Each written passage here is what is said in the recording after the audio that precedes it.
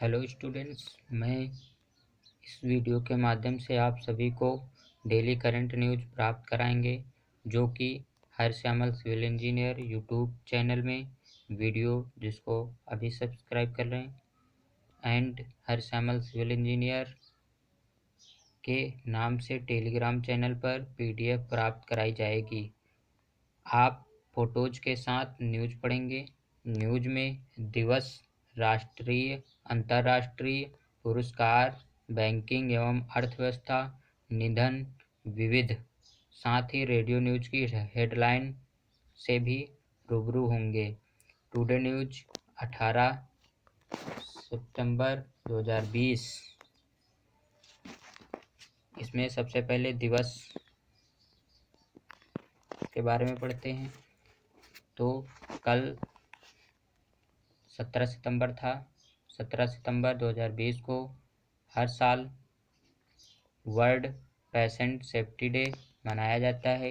इसको हिंदी में विश्व रोगी सुरक्षा दिवस कहते हैं। वर्ल्ड पेशेंट सेफ्टी डे रोगी सुरक्षा के बारे में दुनिया भर में लोगों को जागरूक करने तथा रोगी सुरक्षा के बारे में समन्वय और कार्रवाई के साथ साथ वैश्विक समझ बढ़ाने के लिए 17 सितंबर को विश्व स्तर पर विश्व रोगी सुरक्षा दिवस मनाया जाता है। विश्व रोगी सुरक्षा दिवस 2020 का विषय जो था health worker safety A priority for patient safety. इसके उद्देश्य क्या हैं, यानी कि विश्व रोगी सुरक्षा दिवस का उद्देश्य क्या है। स्वास्थ्य कार्यकर्ताओं की सुरक्षा के महत्व और रोगी सुरक्षा सहित जुड़े तथ्य के बारे में वैश्विक जागरूकता बढ़ाना। दूसरा पॉइंट क्या है, विभिन्न अन्य धारकों को शामिल करना और स्वास्थ्य कार्यकर्ताओं और रोगियों की सुरक्षा में सुधार के लिए बहुस्तरीय रणनीति अपनाना। तीसरा पॉइंट है, रोगी हितधारकों की प्राथमिकता के रूप में स्वास्थ्य कार्यकर्ताओं की सुरक्षा में पहचान और निवेश करने वाले सभी हितधारकों द्वारा तत्काल और टिकाऊ कार्यों को लागू करना। स्वास्थ्य कार्यकर्ताओं के समर्पण और कड़ी मेहनत के कारण विशेष रूप से कोविड-19 के खिलाफ मौजूदा लड़ाई के बीच सम्मान देना। विश्व रोगी सुरक्षा दिवस का इतिहास क्या है। इतिहास वेरी इंपॉर्टेंट है। विश्व स्वास्थ्य संगठन द्वारा 25 मई 2019 को WHO यहाँ पर शायद WHO पर 72.6 रोगी सुरक्षा पर वैश्विक कार्रवाई प्राप्त प्रस्ताव को अपनाया गया था, जिसके बाद विश्व स्वास्थ्य संगठन के समर्थन से प्रतिवर्ष 17 सितंबर को विश्व रोगी सुरक्षा दिवस के रूप में मनाने की घोषणा मई वर्ष 2019 में की गई। विश्व स्वास्थ्य संगठन WHO ने 2019 में पहली बार विश्व रोगी सुरक्षा दिवस मनाया था। उपरोक्त समाचारों से आने वाली परीक्षाओं के लिए महत्वपूर्ण तथ्य जो था वो है WHO का मुख्यालय कहाँ पर, जिनेवा और स्विट्जरलैंड में है। अगर ये पूछा जाए WHO के महानिदेशक जो हैं टेड्रोस एडहानोम थे। अब दूसरा पॉइंट है राष्ट्रीय समाचार। पहला इसमें क्या है, लोकसभा में पारित हुआ सांसदों के वेतन में 30% की कटौती का बिल। 30% की कटौती का बिल है। पहला, लोकसभा ने संसद सदस्य वेतन, सभा भत्ता एवं पेंशन संशोधन विधेयक विधेयक 2020 को 15 सितंबर 2020 को पारित कर दिया है। दूसरा है, इसमें कोविड-19 महामारी से उत्पन्न तत्काल वित्तीय आवश्यकता को पूरा करने के लिए सभी सांसदों के वेतन में 1 अप्रैल 2020 से 1 वर्ष की अवधि के लिए 30% की कटौती करने की मांग की गई है। संसद सदस्य वेतन भत्ता पेंशन संशोधन विधेयक 2020 अध्यादेश संसद सदस्यों के वेतन भत्ते और पेंशन संशोधन 2020 की जगह लेगा। इस अध्यादेश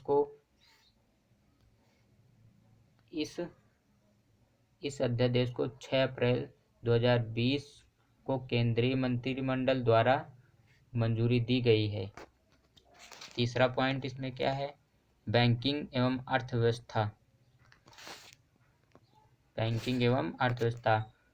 तो टाइन एसबीआई ने भारत की पहली कॉन्टैक्टलेस पेमेंट घड़ी टाइन पे लॉन्च की।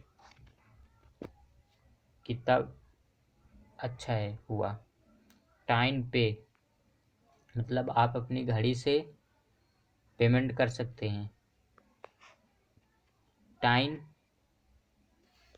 टाइन कंपनी ने भारतीय स्टेट बैंक एसबीआई के साथ मिलकर भारत की पहली संपर्क रहित पेमेंट घड़ी टी10 पे लॉन्च की है। एसबीआई खाताधारक भुगतान करने के लिए टाइन पे घड़ी को संपर्क रहित भुगतान पीओएस मशीन पर टैग कर सकते हैं। यह YONO एसबीआई द्वारा संचालित है।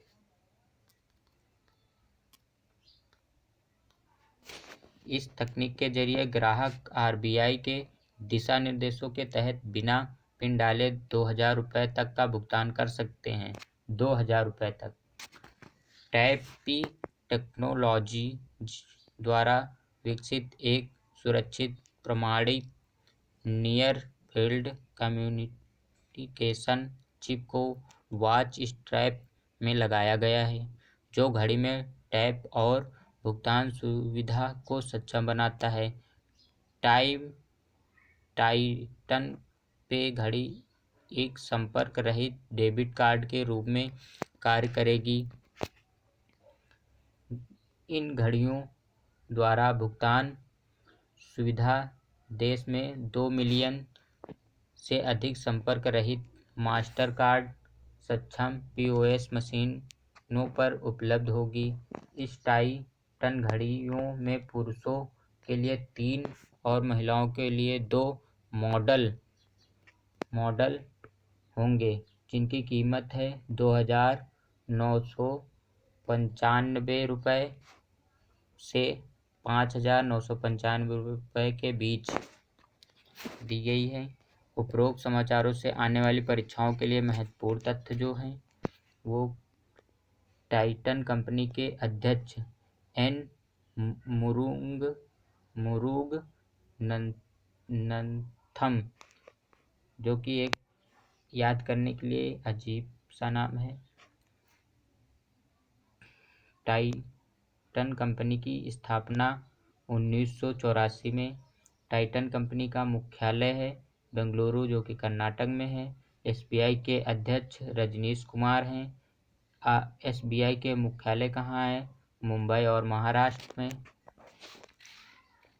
तीसरा, यूबीएस सिक्योरिटी ने वित्त वर्ष 2021 में भारत की जीडीपी -8.6% रहने का जताया अनुमान। क्या बात है। यूबीएस सिक्योरिटीज ने वित्त वर्ष 2020-21 में भारत की जीडीपी -8.6% गिरावट अनुमान लगाया है। इससे पहले यह -5.8% था।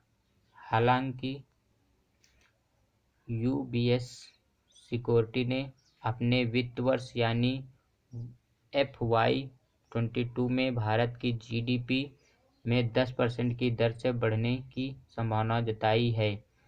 UBS सिक्योरिटीज एक चीनी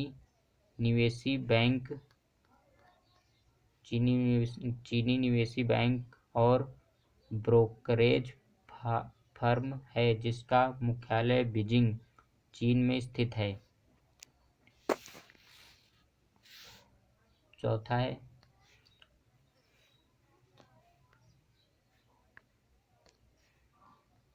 OECD ने वित्त वर्ष 21 में भारत की GDP माइनस 10.2% की गिरावट की जताई संभावना। देखो यार क्या हो रहा है हमारे देश में। अंतर्राष्ट्रीय आर्थिक सहयोग और विकास संगठन organisation for economic cooperation and development OECD, इसका फुल फॉर्म था, ने वित्त वर्ष 2020 से 2021 में भारतीय अर्थव्यवस्था में माइनस 10.2% गिरावट की संभावना जताई है। हालांकि पेरिस स्थित OECD ने वित्त वर्ष 2021-22 में भारत के सकल घरेलू उत्पाद यानी कि GDP के 10.7% की दर से बढ़ने का अनुमान जताया है। उपरोक्त समाचारों से आने वाली परीक्षाओं के लिए महत्वपूर्ण तथ्य क्या है? OECD मुख्यालय कहाँ है? पेरिस और फ्रांस। OECD स्थापित कब की गई थी? 1961 में। OECD महासचिव कौन है? जोस एंजल गुर्रिया। अब चलते हैं पुरस्कार की तरफ। पुरस्कार में फिमिसिनो एयरपोर्ट बना 5 स्टार कोविड-19 रेटिंग पाने वाला बना दुनिया का पहला एयरपोर्ट। इटली में रोम स्थित फिमिसिनो इंटरनेशनल एयरपोर्ट FCO UK आधारित एयरपोर्ट और airline service firm SKYTRX sky tracks से कोविड-19 5 स्टार एयरपोर्ट रेटिंग पाने वाला दुनिया का पहला एयरपोर्ट बन गया है। इटली के सबसे व्यस्त हवाई अड्डे FCO को Leonardo da Vinci international airport के नाम से भी जाना जाता है। स्काई ट्रैक्स द्वारा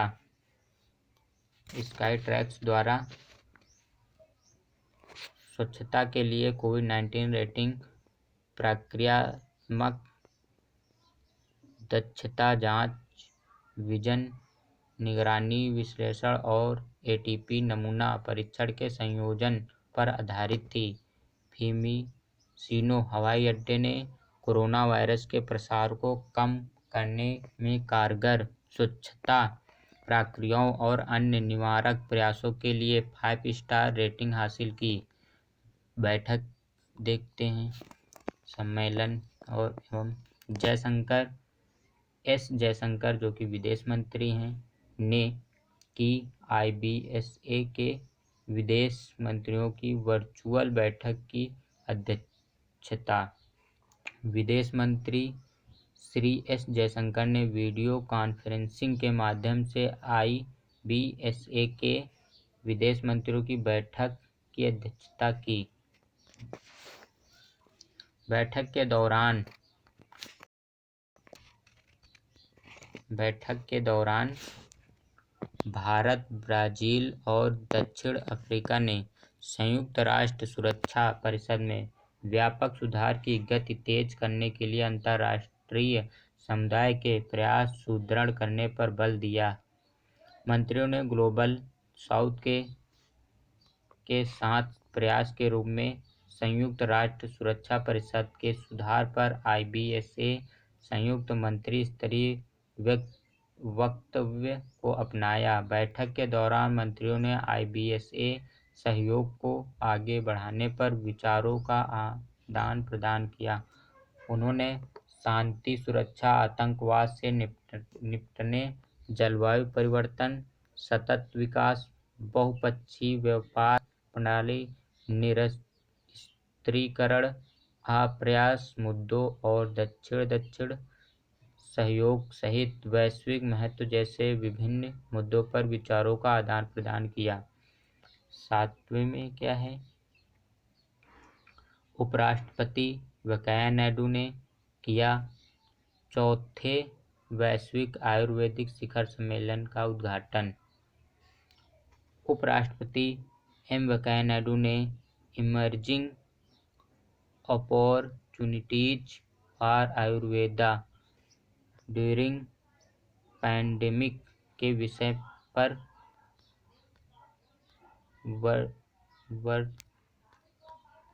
वर्चुअली आयोजित वैश्विक आयुर्वेदिक शिखर सम्मेलन के 4वें संस्करण का उद्घाटन किया। इस शिखर सम्मेलन का उद्देश्य आयुर्वेदिक प्रतिरक्षा मॉडल को वैश्विक स्तर पर health as one and immunity through Ayurveda नाम के समाधान के रूप में प्रदर्शित करना। इस वैश्विक आयुर्वेदिक शिखर सम्मेलन का आयोजन CII भारतीय उद्योग परिसंघ केरल द्वारा आयुष मंत्रालय, आयुर्वेद, योग और प्राकृतिक चिकित्सक, यूनानी, सिद्ध और होम्योपैथिक की साझेदारी में Ayurveda medical association of India AMAI, भारतीय आयुर्वेदिक चिकित्सा निर्माता संगठन AMMOI और आयुर्वेद अस्पताल प्रबंधन संघ AHMA के सहयोग से किया जा रहा है। इसके अलावा यह संयुक्त राज्य अमेरिका US में national Ayurvedic medical association, Switzerland में Swiss Ayurveda doctors and therapist association for Ayurvedic medicine in the Netherlands द्वारा समर्थित है। उपरोक्त समाचारों से आने वाली परीक्षाओं के लिए महत्वपूर्ण तथ्य क्या है? आयुष मंत्रालय के राज्य मंत्री कौन है? IC श्रीपाद येसो नायक। फिर उसके बाद वर्चुअली आयोजित की गई G20 देशों की पर्यावरण मंत्री स्तर की बैठक। सऊदी अरब के सुल्तान की अध्यक्षता में वीडियो कॉन्फ्रेंसिंग के माध्यम से G20 देशों की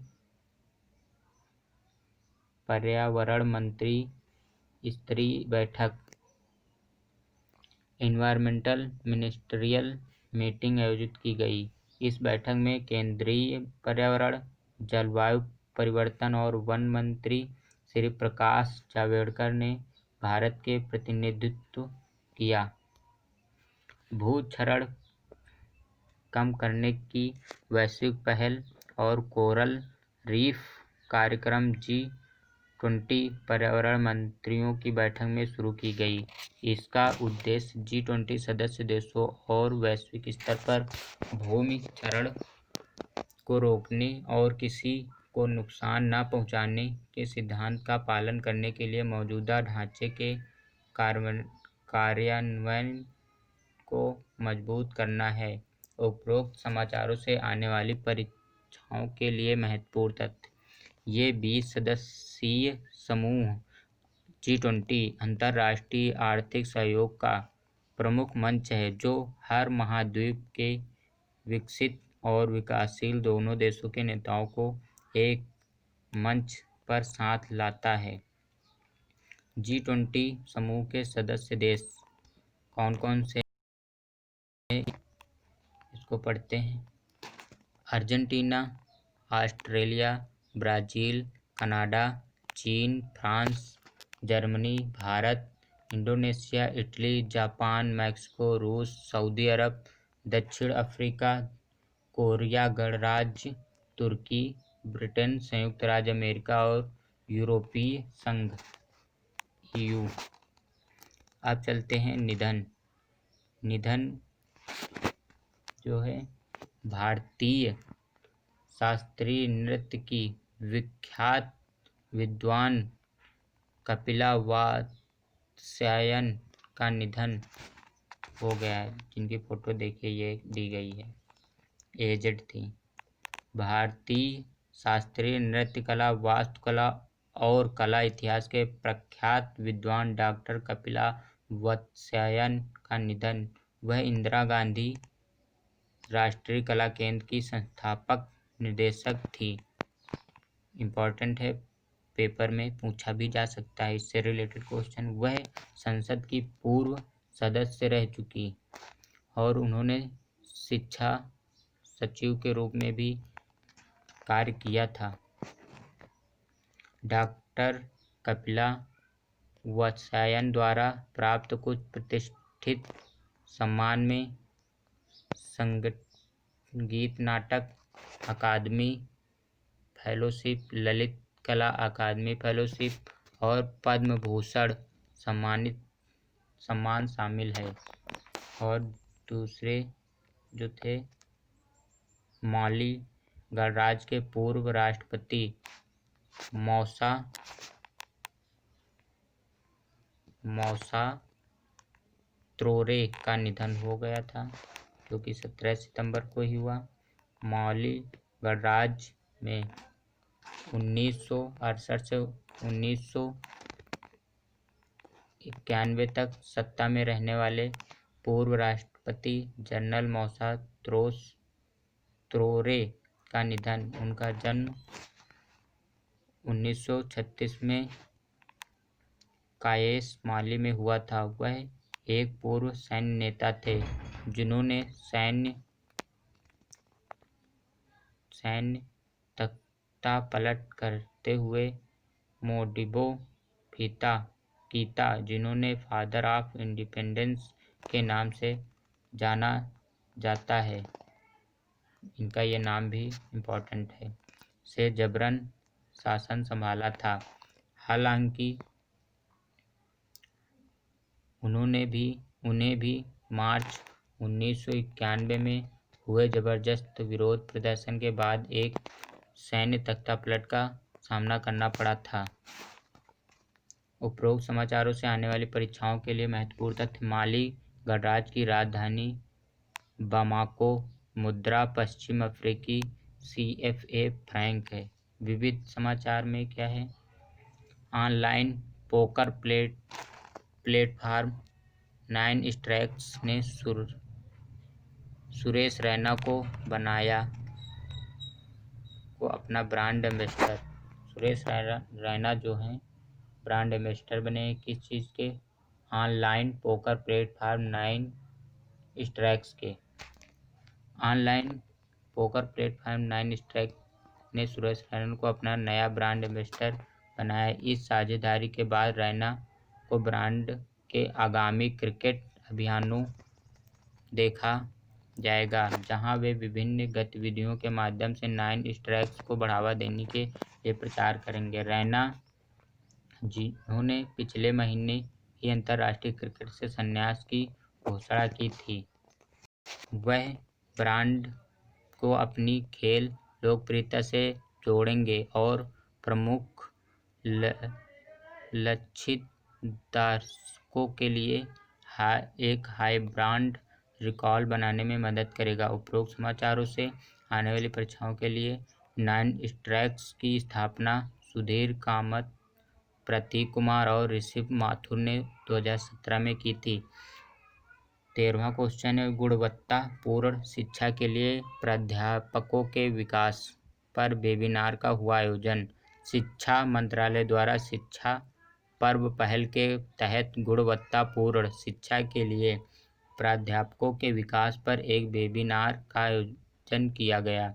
इस वेबिनार का आयोजन राष्ट्रीय शिक्षा नीति NEP को ध्यान में रखते हुए शिक्षकों की भूमिकाओं और जिम्मेदारियों को दर्शाने, क्षमता विकास और प्राध्यापकों की कैरियर की प्रगति के विभिन्न पहलुओं को समझने के उद्देश्य से किया गया था। शिक्षा मंत्रालय द्वारा शिक्षकों को सम्मानित करने और नई शिक्षा नीति 2020 को आगे ले जाने के लिए 8 सितंबर से 25 सितंबर तक 2020 तक शिक्षा पर्व मनाया जाता रहा।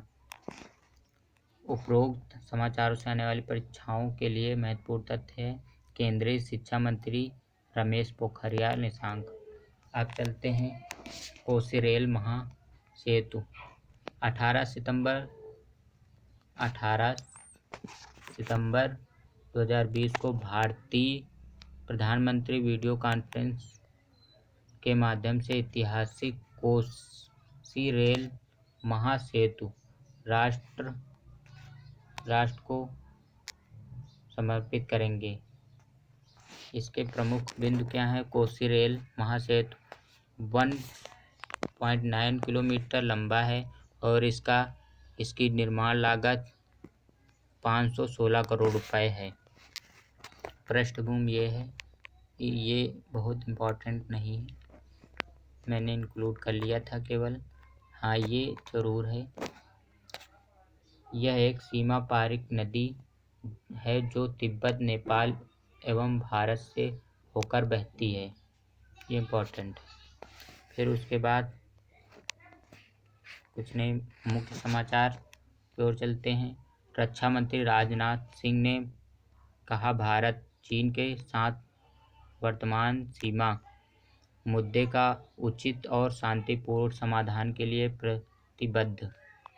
दूसरा पॉइंट क्या है?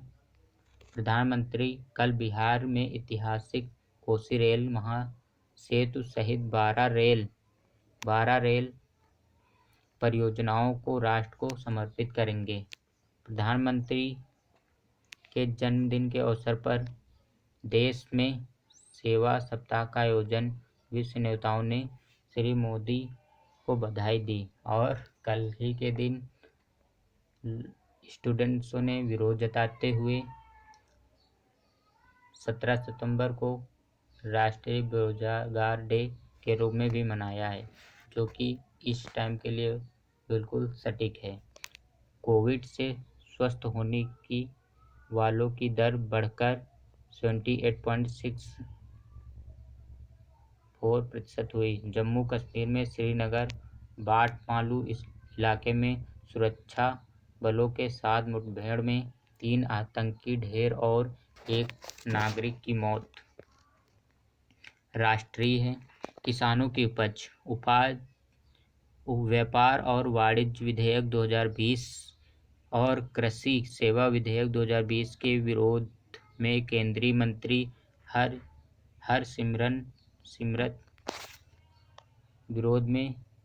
मंत्री हरसिमरत कौर बादल का इस्तीफा चीन के सामने उठाया चन हुआ। डाटा लीक का मामला। विदेश मंत्रालय मई 2018 में अफगानिस्तान में अपहृत सभी 7 भारतीय नागरिकों की स्वदेश वापसी। विदेश मंत्रालय रक्षा मंत्री राजनाथ सिंह ने राज्यसभा सांसद अशोक गस्ती के असामयिक निधन पर गहरा दुख व्यक्त किया। भारत ने किया अब्राहम समझौते का स्वागत। अंतर्राष्ट्रीय क्या है? कोरोना वायरस से दुनिया के समक्ष शीर्ष वैश्विक सुरक्षा का खतरा। संयुक्त राष्ट्र महासचिव एंटोनियो गुतेरेस भारत ने चीन से कहा, पेंगोंग झील के पास के क्षेत्र सहित सीमा क्षेत्रों में तनाव को कम करने हेतु गंभीरता से प्रयास करें। बंगाल में बाढ़ के कारण कई नदियां उफान पर। भारत और अमेरिका के बीच कल रक्षा और विदेश संबंधी अधिकारी स्तर की ऑनलाइन बैठक हुई। अमेरिका में उपराष्ट्रपति के लिए डेमोक्रेटिक पार्टी की उम्मीदवार सीनेटर कमला हैरिस को भारतीय मूल होने पर गर्व। फिर उसके बाद खेल जगत क्या है। युवा मामले और खेल मंत्री ने आज लेह क्षेत्र में विभिन्न खेल सुविधाओं की आधारशिला रखी। इंग्लैंड ने दूसरे एक दिवसीय अंतर्राष्ट्रीय क्रिकेट मैच में ऑस्ट्रेलिया को 24 रन से हराया। अमेरिका ओपन टेनिस टूर्नामेंट में डोमिनिक टीएम ने अलेक्जेंडर ज्वेरेव को हराकर पुरुष सिंगल का खिताब जीता। खेलो इंडिया के तहत ग्रामीण और जनजातीय खेलों को बढ़ावा देने के लिए 4 खेल विधाओं की पहचान की गई। युवा कार्यक्रम तथा खेल मंत्रालय अंतर्राष्ट्रीय ओलंपिक समिति के अध्यक्ष थॉमस बाख टोक्यो ओलंपिक के बारे में सदस्य संगठन के साथ आपात बैठक करने पर विचार कर रहे हैं। राज्य समाचार क्या है। हिमाचल प्रदेश के सोलन जिले में प्रधानमंत्री के जन्मदिन पर स्वच्छता कैंप का उद्घाटन। मेघालय में पूर्व पर्वतीय विश्वविद्यालय की अंतिम सेमेस्टर परीक्षा 7 अक्टूबर से 50 वर्ष से अधिक उम्र और बगैर लक्षण वाले कोविड संक्रमित लोग परीक्षण कराएं। बृहत बेंगलुरु महानगर पालिका कोविड वार रूम प्रभारी। मणिपुर में कोविड-19 के 8,430 मामले। नागालैंड में कोविड-19 से ठीक होने वालों की दर 76.87% है। फिर उसके बाद व्यापार जगत जो है। बम्बई स्टॉक के सेंसेक्स और नेशनल स्टॉक एक्सचेंज के निफ्टी में गिरावट। दिल्ली सराफा बाजार में सोने और चांदी के मूल्य में गिरावट। बम्बई शेयर बाजार में तेजी। सेंसेक्स में 288 अंक और निफ्टी 82 अंक का उछाल। सीबीडीटी ने 26 लाख से अधिक करदाताओं को 98,625 करोड़ रुपए के रिफंड जारी किए। वित्त मंत्री समाधान ढांचे की अनुसूचित वाणिज्यिक बैंकों और गैर बैंकों कंपनियों के शीर्ष प्रबंधकों के साथ समीक्षा करेंगे। बस आज का न्यूज़ यहीं समाप्त हुआ। आपको यदि ये वीडियो अच्छा लगा तो सब्सक्राइब करें, शेयर करें और लाइक करें। आप मेरा PDF जो कि टेलीग्राम चैनल है इसी नाम से, यूट्यूब चैनल नाम से, उस पर से प्राप्त कर सकते हैं। डेली न्यूज़ प्राप्त करने के लिए सब्सक्राइब जरूर करें। थैंक यू, धन्यवाद।